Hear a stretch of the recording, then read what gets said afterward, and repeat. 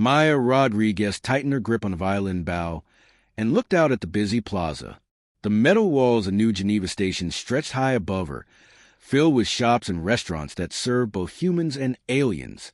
People walked past her small performance spot every few minutes. Some stopped to listen. Most kept walking. She had been playing music here for 3 months now. The credits she earned helped pay for her small room and food. More importantly, it kept her doing what she loved most in the universe. Playing violin had always made her feel alive, even when everything else seemed hopeless. Maya lifted the electric violin to her shoulder and began to play. The first notes of the warrior song echoed through the plaza. She had learned this piece from an old Earth recording her grandmother had saved. The melody started soft and sad, like someone remembering a lost friend. Then it grew stronger and more powerful, like a battle cry that could wake the dead. The violin sang through the station speakers. Maya had connected her instrument to the plaza's sound system months ago. The security guards did not mind as long as she played good music and did not cause trouble. Today she played with extra passion. Something inside her wanted to pour all her emotions into this one song. As the music flowed, more people began to stop and listen. A group of human traders set down their cargo boxes and smiled. An elderly woman from the farming colonies dropped a few credits into Maya's case. Even some of the alien visitors paused in their walking. Maya noticed the aliens more than usual today. The Zephyrians were the most common non-human species on the station. They looked almost like humans, but with pale blue skin and faces that seemed carved from crystal. Their eyes were large and completely black. Most humans found them beautiful, but cold. The Zephyrians rarely showed emotions the way humans did. 3 Zephyrian adults stood near the fountain, listening to her music. Their faces showed no expression, but they had not moved away. That was unusual. Zephyrians typically avoided human cultural activities. They considered human emotions to be messy and unpredictable. But it was a young Zephyrian boy who caught Maya's attention most. He stood apart from the adults, closer to where she played. He looked about 12 years old in human terms, though Maya knew aliens aged differently. His dark eyes were fixed on her violin. His mouth hung slightly open, which was very strange for a Zephyrian. Maya played the part of the song, where the melody climbed higher and higher. This section always gave her chills. The notes seemed to reach for something beyond the physical world. They spoke of hope and courage and the power to fight against impossible odds. The young Zephyrian boy took a step closer. Then another. His crystal-like skin began to shimmer in a way Maya had never seen before. She had heard that Zephyrians only shimmered when they felt very strong emotions. But everyone knew Zephyrians did not feel strong emotions, especially not from human music. Maya continued playing, but she watched the boy carefully. His hands were pressed against his chest. His breathing looked quick and shallow. The adult Zephyrians behind him had noticed his behavior. They were making soft clicking sounds with their tongues. Maya had learned this was how Zephyrians showed disapproval. The song reached its most powerful moment. Maya closed her eyes and let the music take control. She played the final battle sequence where the warrior faced impossible odds, but refused to give up. The violin screamed with defiance and hope and pure human determination. When she opened her eyes, the young Zephyrian boy was standing right in front of her. Tears were running down his crystal face. Real tears, just like humans cried. Maya almost stopped playing in shock. She had never seen a Zephyrian cry before. She did not even know they could cry. The boy's lips moved. He was trying to say something, but no sound came out. His whole body was shaking. The adult Zephyrians were clicking their tongues louder now. They sounded angry and worried. Maya finished the song with the final notes that always left her breathless. The violin's last note hung in the air for a long moment. The plaza was completely quiet. Everyone was staring at the crying Zephyrian boy. Then something happened that no one expected. The boy stepped forward and gently pressed his forehead against Maya's cheek. His skin felt cool and smooth like polished stone. For just a moment, Maya could swear she felt what he was feeling. Joy and sadness and wonder all mixed together. The adult Zephyrians made loud alarm calls. Other aliens in the plaza began backing away. Even the humans looked shocked. Maya did not understand what just happened, but she knew it was important. The boy looked into her eyes one more time, then turned and ran away into the crowd. Maya stood frozen in place, her violin still in her hands. The young Zephyrian boy had disappeared into the crowd, but she could still feel the cool touch of his forehead against her cheek. Her heart was beating fast. She had never experienced anything like that moment of connection. The plaza around her had become very quiet. Everyone was staring at her with wide eyes. A human woman whispered to her friend, "Did that really just happen?" A Zephyrian trader dropped the package he was carrying. Even the security guards had stopped their patrol to look at Maya. An older human man approached her slowly. He had kind eyes and gray hair. "Miss, are you all right?" he asked. That was quite something that just happened. Maya nodded, though she was not sure she was all right. "I think so," she said. "But I don't understand what the boy did. Why is everyone acting so strange?" The man looked around nervously. "You don't know much about Zephyrian culture, do you?" When Maya shook her head, he continued, "What that boy did to you is called a heart touch. It's the most sacred gesture in their culture. They only do it to show the deepest love and respect." Maya's eyes grew wide. "Like a kiss?" "More than a kiss," the man said. "It's like he was saying you touched his soul. Zephyrians almost never do this to other Zephyrians, let alone to humans. I've lived on this station for 10 years, and I've never seen anything like it." Before Maya could ask more questions, she heard angry clicking sounds. 3 adult Zephyrians were walking toward her. Their faces looked harder than usual, and their skin was turning a darker blue color. Maya had heard that Zephyrians change color when they were upset. The tallest Zephyrian stopped in front of Maya. When he spoke, his voice sounded like wind blowing through metal tubes. "Human female," he said in carefully pronounced words. "Where's the young one who was here?" Maya looked around the plaza. "He ran away after..." She did not know how to finish the sentence. "After he performed the heart touch," said another Zephyrian. This one was female, and she sounded even angrier than the first. "This is a violation of our most sacred customs, a contamination of our pure traditions." The third Zephyrian stepped closer to Maya. "What did you do to influence the child?" he demanded. "What human trick did you use to corrupt his mind?" Maya felt her own anger rising. "I didn't do anything to him," she said firmly. "I was just playing music. He chose to come closer. He chose to touch me." "Impossible," said the female Zephyrian. "Our young ones do not choose such things. They follow the proper ways. You must have used some form of human manipulation." The crowd around them was growing larger. More humans had stopped to watch the argument. Maya could see several Zephyrian adults whispering to each other in their own language. The clicking sounds they made were getting louder and more urgent. A human security guard finally approached the group. His name was Pete, and Maya had seen him many times during her performances. "Is there a problem here?" he asked. The tall Zephyrian turned to Pete. "This human has violated our cultural boundaries. She has corrupted one of our young ones with her emotional displays. We demand she be removed from this public space." Pete looked confused. "Ma'am," he said to Maya, "did you do something to hurt someone?" "I just played music," Maya said. "A young boy listened to it and seemed to like it. That's all that happened." "She is lying," said the female Zephyrian. "The child performed a heart touch. This is impossible unless she used forbidden techniques to manipulate his emotions." An older human woman pushed through the crowd. She had been watching Maya's performance and had seen everything. "That's not true," she said loudly. "I saw the whole thing. The girl just played her violin. The boy came closer on his own. Nobody forced him to do anything." Several other humans nodded in agreement. "The music was beautiful," said one man. "Even I almost cried listening to it." The Zephyrians made more clicking sounds. They spoke to each other in their own language for several minutes. Maya could not understand the words, but their tones sounded worried and angry. Finally, the tall Zephyrian spoke to Maya again. "Human, you will stay away from our young ones. You will not play your emotional music where they can hear it.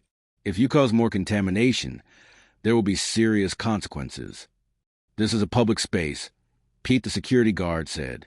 She has the right to perform here, as long as she follows station rules.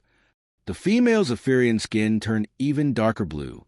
Then we will speak to the station authorities about changing these rules. Human emotional expression is dangerous to proper Zephyrian development. The three aliens turned and walked away, still clicking angrily to each other. The crowd began to scatter, but many people stopped to drop credits in Maya's case. Several humans patted her shoulder and told her she had done nothing wrong. Maya packed up her violin with shaking hands.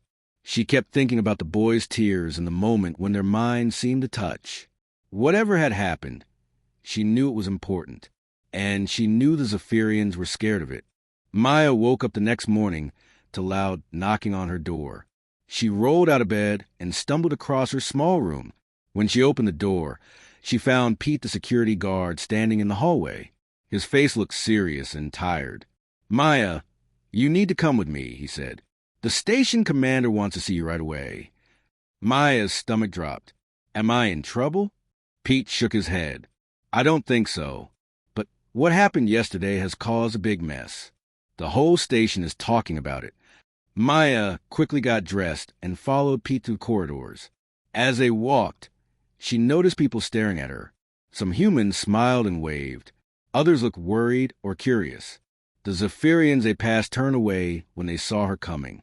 The station commander's office was on the top level of New Geneva Station. Maya had never been there before. The walls were covered with screens showing different parts of the station and nearby space. Commander Hayes sat behind a large desk, talking on a communication device. "Yes, Ambassador Carter," the commander was saying. "I understand this is a serious situation. We're doing everything we can to keep the peace." He looked up and saw Maya enter. "The young woman is here now.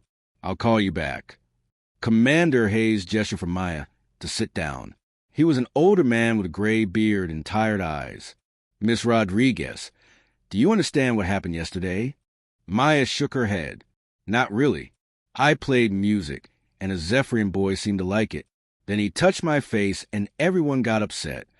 The commander sighed. "It's much more complicated than that. The gesture that boy made is called a heart touch. In Zephyrian culture, it means he gave you a piece of his soul. They believe it creates a permanent bond between two people." Maya felt confused, but he was just a child. He probably didn't know what he was doing. "That's exactly the problem," Commander Hayes said. "The Zephyrians believe their children should never feel strong emotions until they become adults. They think emotions make people weak and dangerous. What you made that boy feel goes against everything they believe." The commander's communication device beeped. He pressed a button, and a woman's voice filled the room. "Commander Hayes, this is Ambassador Lisa Carter calling from Earth Central Command." "Go ahead, Ambassador." "I've been in contact with the Zephyrian High Council all night," the ambassador said. "They're calling this an act of cultural warfare. They believe the human woman deliberately corrupted one of their children." Maya jumped out her chair. "That's not true. I would never hurt a child." "I know that," Commander Hayes said gently. "But the Zephyrians don't understand human nature the way we do. To them, emotions are like a disease that spreads from person to person." Ambassador Carter's voice continued through the speaker. "The situation is getting worse. News of the incident has spread to other Zephyrian colonies.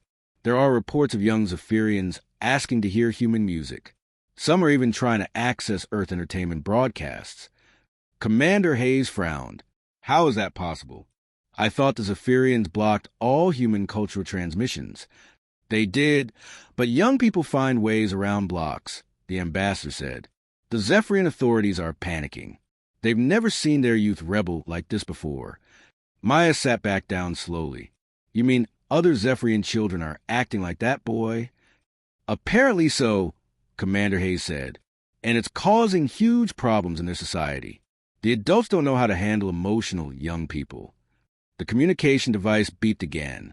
This time a different voice spoke. It sounded cold and mechanical. "This is High Counselor Zeth of the Zephyrian Council. We demand to speak with a human who corrupted our child." Maya's hand started shaking. Commander Hayes nodded at her to speak. "This is Maya Rodriguez," she said in a small voice.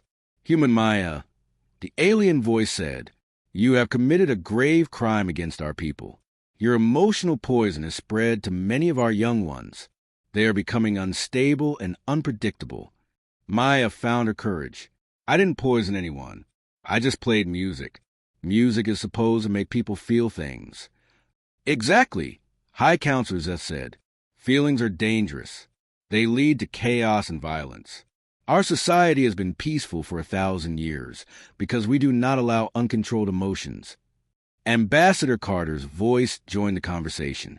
High Counselor, we need to find a peaceful solution to this problem. The human woman meant no harm. There is only one solution, the Zephyrian said.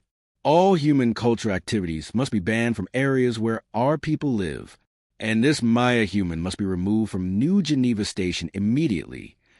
Maya stood up again. You can't do that. This is my home. Commander Hayes held up his hand for quiet. High Counselor, this station is neutral territory. We can't ban people just because of cultural differences. Then we will consider the station hostile to Zephyrian interests, the alien replied. We will advise all our people to avoid trade with New Geneva. We may also need to establish a military blockade to prevent further cultural contamination. The communication went silent. Commander Hayes looked at Maya with worried eyes. Miss Rodriguez, I'm afraid you've accidentally started an interstellar incident.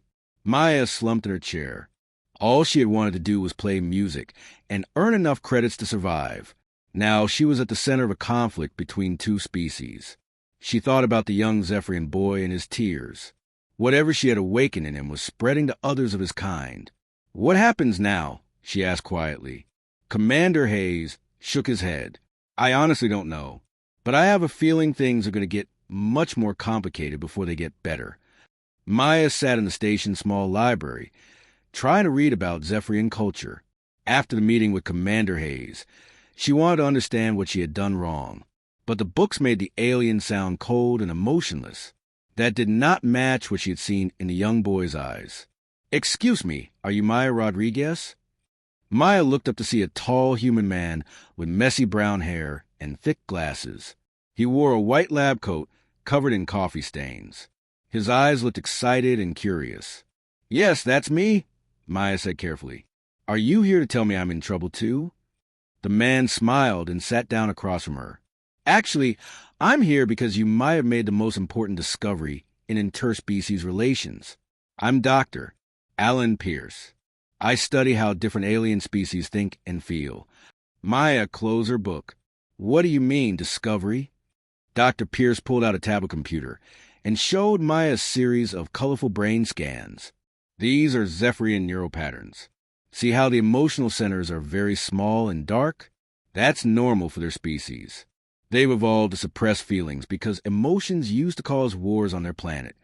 Maya looked at the scans but did not understand them. Okay, but what does this have to do with me? Everything, Dr. Pierce said, his voice getting more excited. Yesterday, I was monitoring the brain activity of some Zephyrian traders when you played your music. Look at this. He showed Maya another brain scan. This one had bright colors lighting up all over it. This is what happened to their minds when they heard your violin.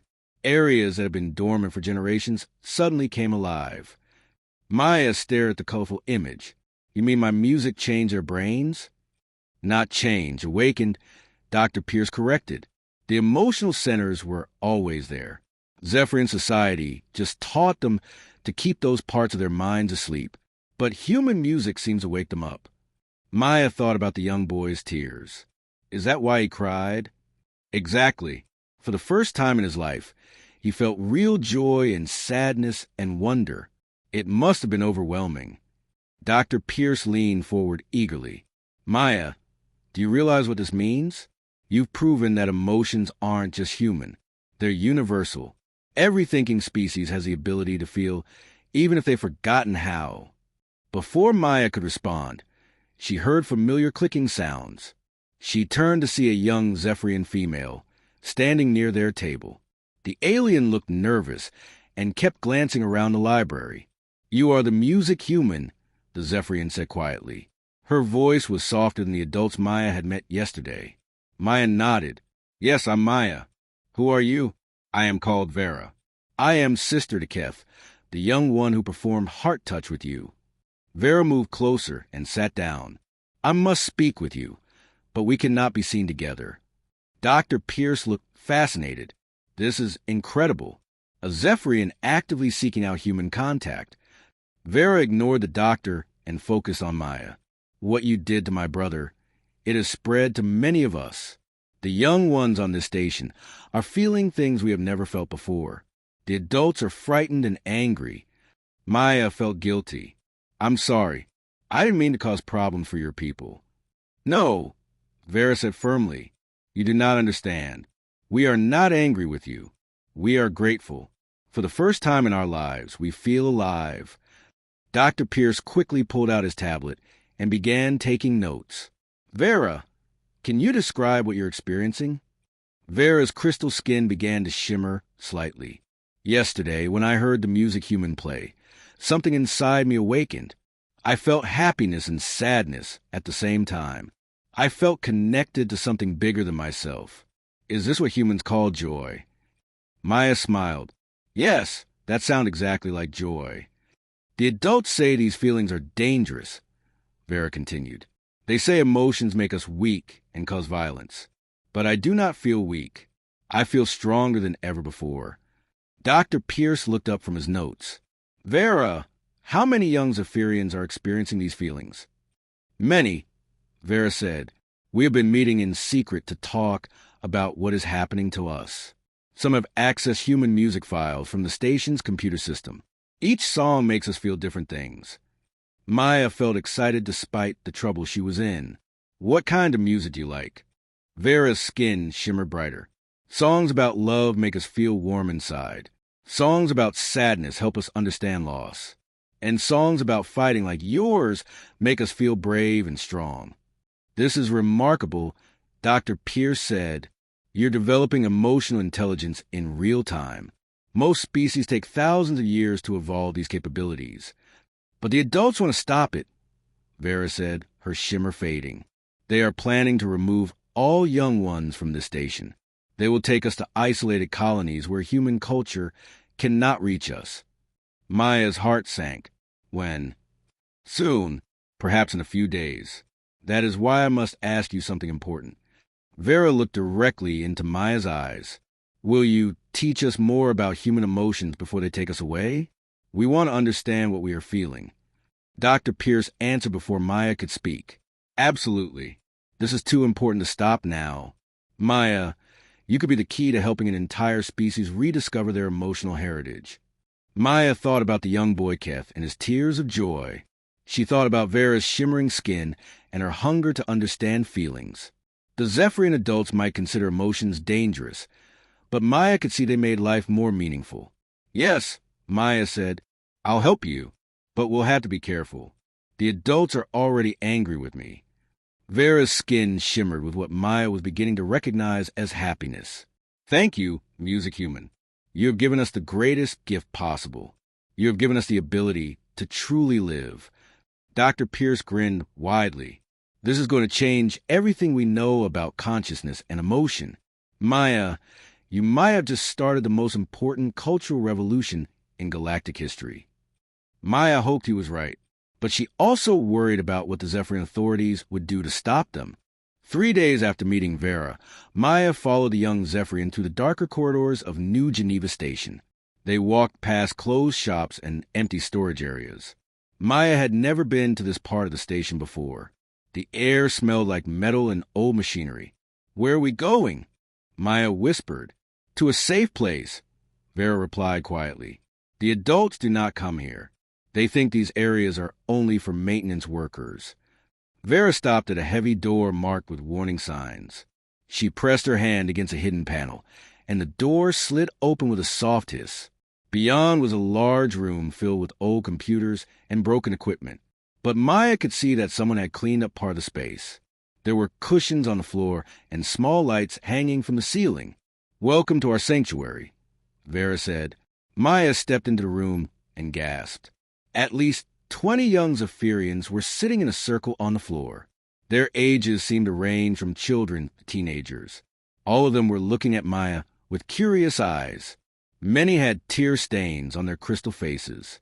They had been waiting for you, Vera explained. Word has spread about the music human who awakens feelings. A young Zephyrian boy stood up. Maya recognized him immediately. It was Keth, the one who had touched her face after her performance. He looked different now. His eyes seemed brighter and more alive than before. Music human, Keth said softly. You have given me the most wonderful gift. I can feel happiness now. I can feel sadness.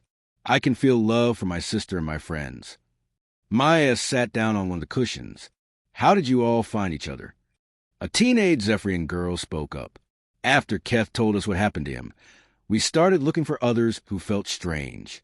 We found many young ones who were having new experiences, but were afraid to tell the adults. We were scared, added another young Zephyrian. The adults said we were getting sick. They wanted to take us to medical centers to fix our broken minds. Vera sat down next to Maya. So we decided to meet in secret. We share our new feelings with each other. It helps us understand what is happening to us. Maya looked around the room. Have you been listening to more human music? The young Zephyrians nodded eagerly. Keth pointed to an old computer terminal in the corner.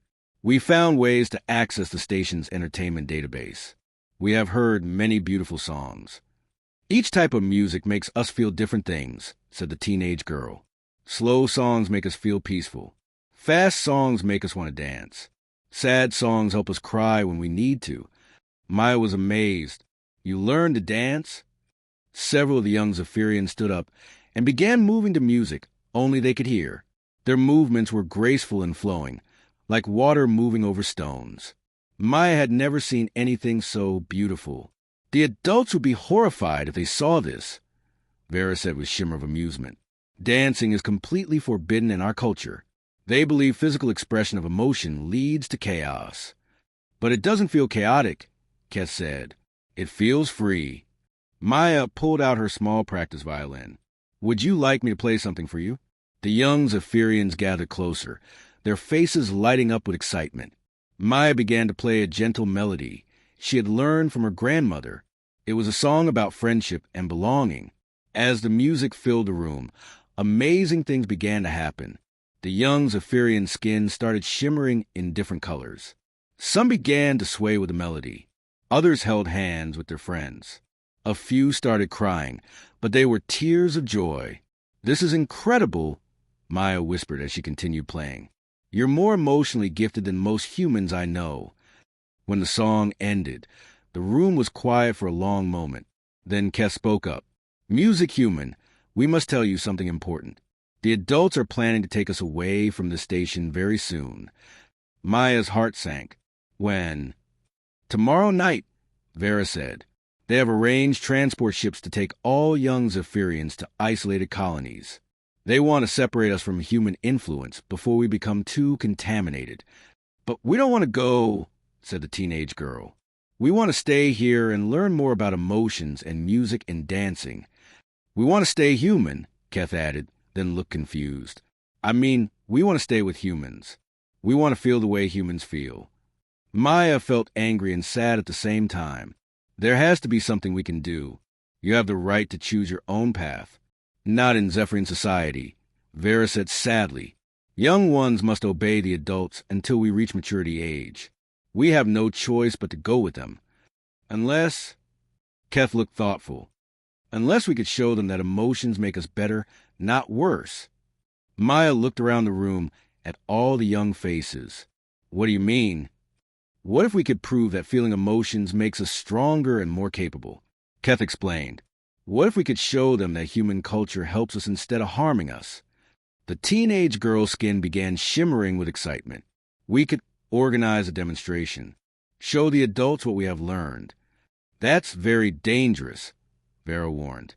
If we fail, the punishment will be severe. Maya thought about the beautiful dancing she had just witnessed. She thought about the tears of joy and the shimmering skin that showed pure happiness. These young Zephyrians had discovered something their culture had been missing for generations. I think Keth is right, Maya said.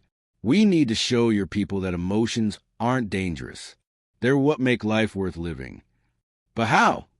Asked several voices at once. Maya smiled and held up her violin. With music, with dancing, with all the joy you discovered, we'll show them that feeling deeply doesn't make you weak. It makes you powerful. The young Zephyrians looked at each other with determination.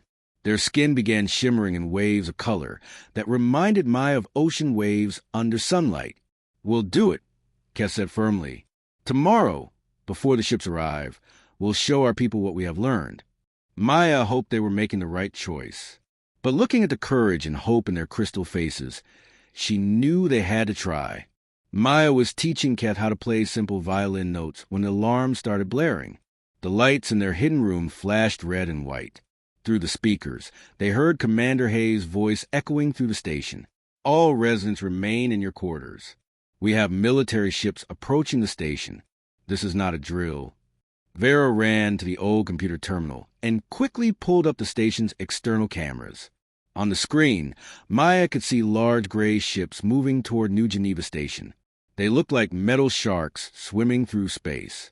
Zephyrian war vessels, Vera said, her skin turning pale blue with fear. They are not supposed to arrive until tomorrow night. Maya felt her stomach drop. What does this mean? Before anyone could answer, Dr. Pierce burst through the door. His face was red from running, and his glasses were crooked. Maya, thank goodness I found you. We have a serious problem. The ships? Maya asked. Worse than that, Dr. Pierce said, trying to catch his breath. I've been monitoring Zephyrian communications all day.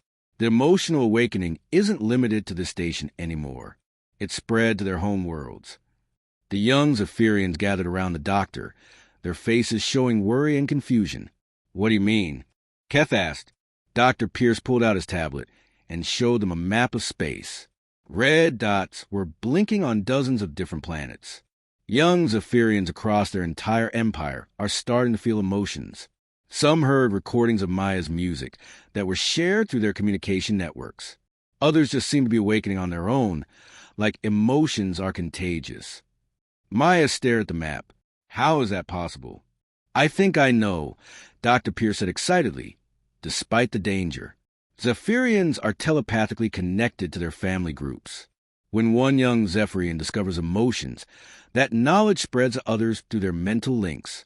What started here has triggered an empire-wide awakening. The teenage Zephyrian girl Maya had met before stepped forward. The adults must be terrified. They have spent 1,000 years building a society without emotions. Now their children are all starting to feel things. That's exactly right. Dr. Pierce said, according to the communications I intercepted, some young Zephyrians on their home worlds are refusing to follow orders. They're asking questions about why emotions are forbidden. Some are even demanding the right to express feelings. Vera's skin shimmered with a mixture of excitement and fear. A revolution. The young ones are starting a revolution across the entire empire. Maya felt overwhelmed. This is all my fault. I just wanted to play music. No, Kes said firmly, taking Maya's hand. This is not your fault. You gave us something beautiful. You showed us how to feel alive. Dr. Pierce looked at his tablet again. There's more. The Zephyrian military is coming here to stop what they call the source of contamination. They want to capture Maya and study her to understand how human emotions spread to their people. They want to capture me? Maya's voice came out as a squeak. And probably experiment on you to find a way to reverse the emotional awakening. Dr. Pierce said grimly. They see you as a weapon that attacked their entire civilization. Through the computer terminal, they could see the Zephyrian ships getting closer to the station.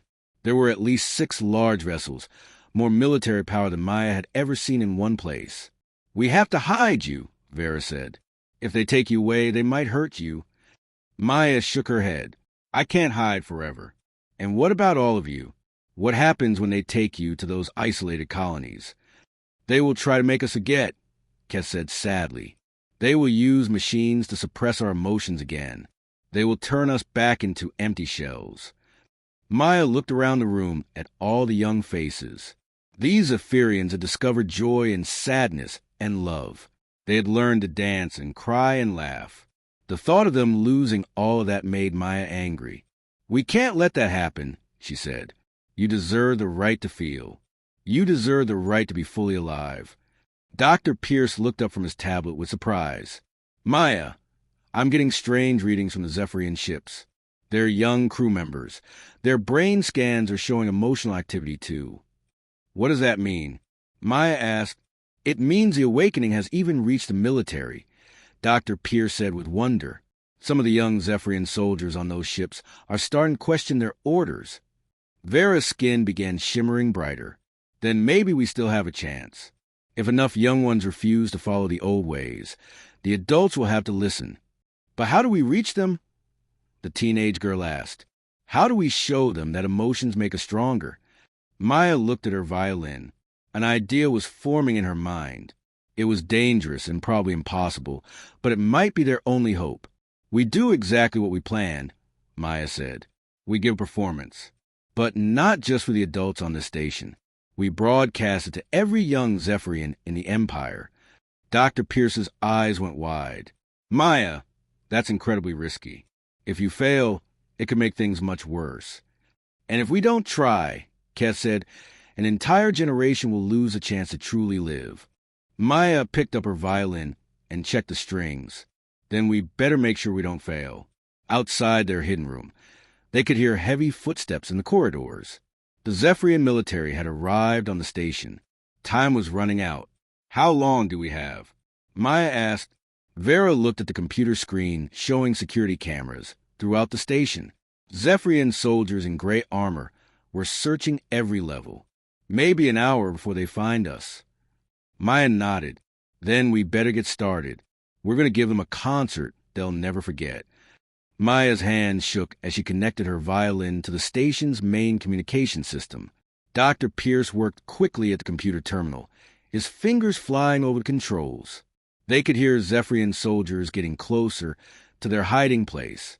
"I'm patching into their military communication network," Dr. Pierce whispered. "When you start playing, every young Zephyrian in their empire will hear you." Vera and the other young Zephyrians formed a circle around Maya. Their skin was shimmering with nervous energy and hope. Keth stood directly in front of her, his dark eyes filled with trust. "Are you ready?" Maya asked him. "We have waited our whole lives to feel this alive." Keth replied. "We are ready." Heavy footsteps echoed in the corridor outside. A deep voice shouted in the Zephyrian language. Maya could hear metal doors being forced open as the soldiers searched room by room. "Now or never," Dr. Pierce said. "You're connected to their entire communication grid. Every ship, every planet, every young Zephyrian will hear this." Maya raised her violin and took a deep breath. She thought about her grandmother who had taught her this music. She thought about the power of art to touch hearts across any distance. Then she began to play. The first notes were soft and questioning, like a voice calling out in the darkness. Maya played the melody that started everything, the warrior song that had made Keth cry. But this time, she added something new. She wove in melodies that the young Zephyrians had hummed when they danced. She combined human emotion with Zephyrian grace. As the music flowed through the station speakers, amazing things began to happen.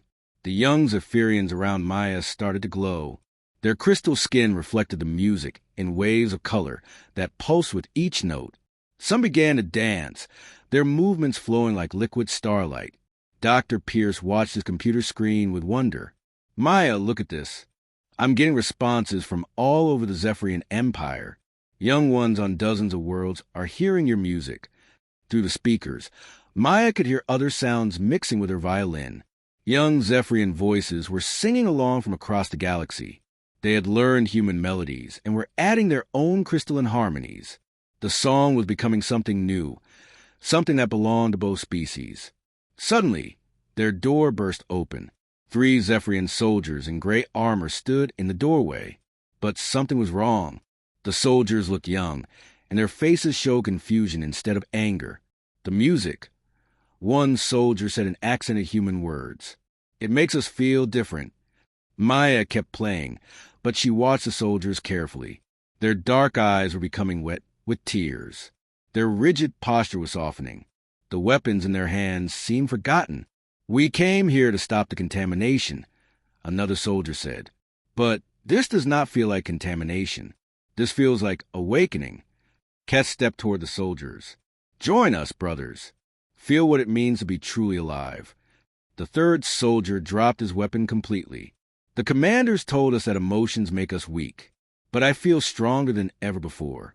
I feel connected to something greater than myself." Maya's music reached its most powerful section. She played the part where the warrior refuses to give up, where hope conquers fear.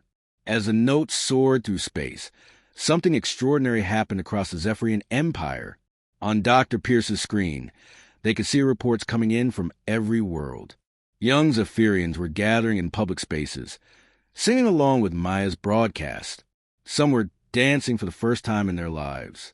Others were crying tears of joy as they discovered emotions they never knew existed. But more importantly, the young soldiers and workers were refusing their orders. Across the empire, they were telling their elders that they would not return to the old ways.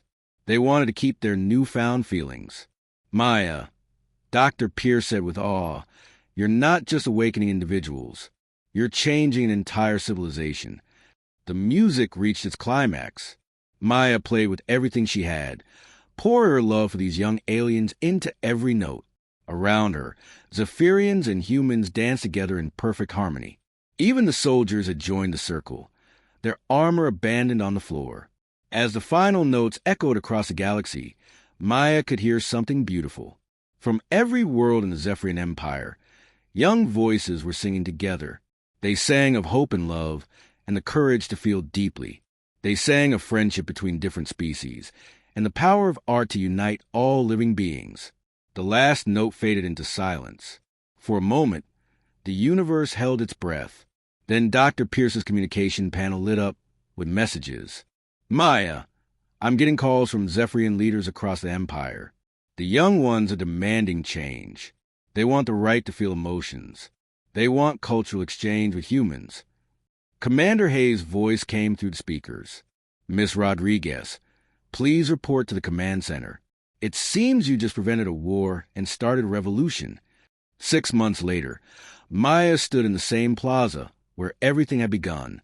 But now it looked very different. Young Zephyrians and humans danced together to her music.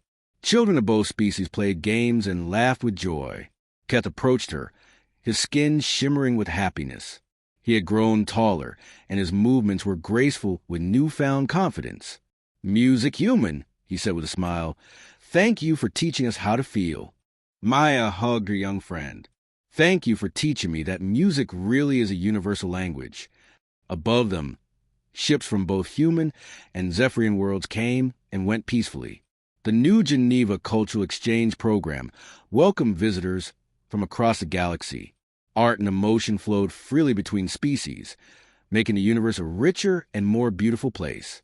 Maya picked up her violin and began to play a new song, one she had written with Keth and Vera. It spoke of friendship and understanding, of different peoples finding harmony together. As the music filled the plaza, beings from a dozen worlds stopped to listen and feel the joy of true connection.